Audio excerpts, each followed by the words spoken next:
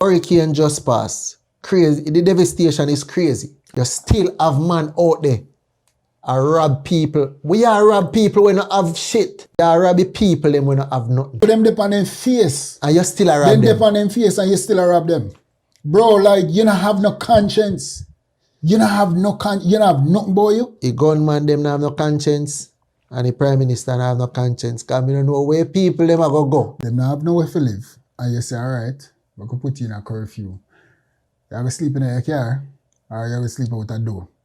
But whichever way you sleep, you're not safe. You're not safe. Even if I don't put you in the curfew, you're still not safe.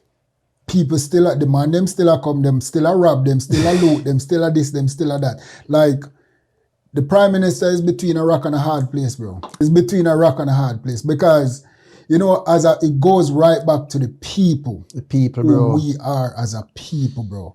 And if we are down to our face, why is it that we're keeping ourselves down or making it worse?